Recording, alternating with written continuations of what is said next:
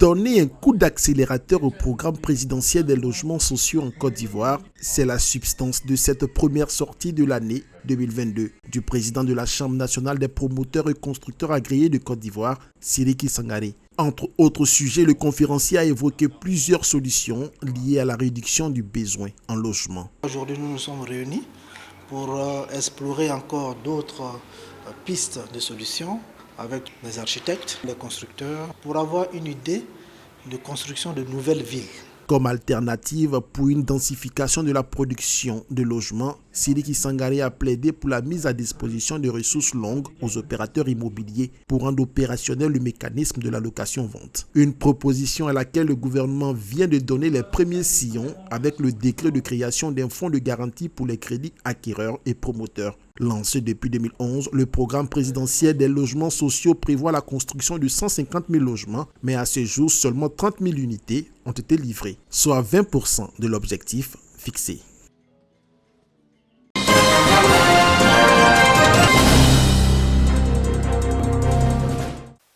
Globalement, la facturation du remorquage selon la nouvelle grille tarifaire convenue, pas de 40 000 francs pour les véhicules de catégorie A, à 105 000 francs pour les poids lourds de 30 tonnes.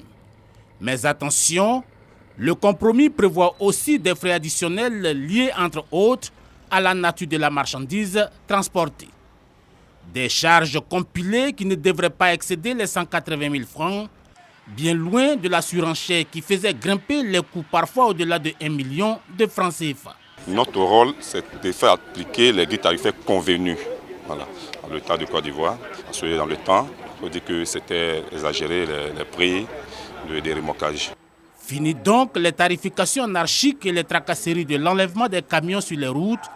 Un grand soulagement pour l'ensemble des acteurs du voyage routier. Ce qui est facilité, c'est que quand on prend le véhicule, c'est pour le mettre dans un endroit proche ou bien dans un garage proche pour que le transporteur puisse faire les réparations de son véhicule.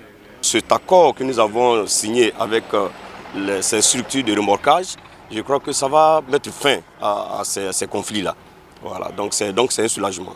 Le Haut Conseil des transporteurs de Côte d'Ivoire, médiateur et garant moral pour l'application de ces tarifs consensuels, dont l'absence constituait une source de conflit entre automobilistes et services de remorquage, exhorte les parties à jouer pleinement leur partition. Les prix qui ont été présentés aujourd'hui et acceptés par tous sont des prix qui sont issus des discussions du cadre de concertation État-secteur privé. Ce consensus nous permet de croire que désormais sur nos routes, les véhicules en panne vont être enlevés sans que les prix soient exorbitants. Le compromis donne également droit à une assistance d'urgence pour toute immobilisation d'engins suite à une panne mécanique et à un remorquage jusqu'à une aire de stationnement en vue d'une intervention plus poussée. Des services conditionnés par l'inscription sur la plateforme pilotée par la Société ivoirienne de remorquage pour la fluidité.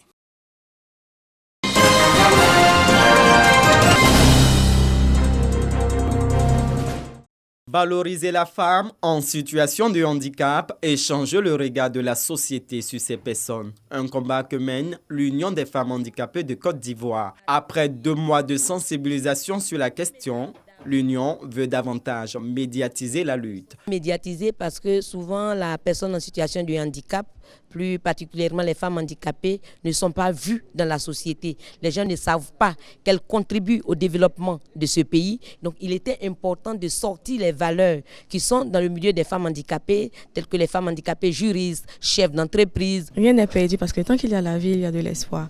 Donc nous ne devons pas regarder à notre handicap pour dire que notre vie s'arrête là, que notre vie est finie. Parce qu'on voit des exemples des personnes en situation de handicap qui vraiment nous encouragent, qui nous poussent, qui vraiment sont au sommet aussi. Donc pourquoi pas nous? Les ministères impliqués dans la lutte apportent leur soutien. Les droits des personnes handicapées doivent être connus et respectés de tous. D'où l'importance de leur vulgarisation pour que toute la société entière sache que les personnes handicapées sont des hommes et des femmes qui ont les mêmes droits reconnus aux personnes valides. Quand on regarde une personne, on pourra dire elle est en situation de handicap ou bien elle est... Non, c'est ce qu'elle est à l'intérieur d'elle-même qui fait toute la dignité de la personne humaine. Et je pense que Une personne, quelle qu'elle soit, a droit à toutes les chances et à toutes les opportunités. L'Union nationale des femmes handicapées de Côte d'Ivoire est une organisation non gouvernementale créée en août 2006. Elle regroupe plus d'1 millier de femmes en situation de handicap sur l'étendue du territoire.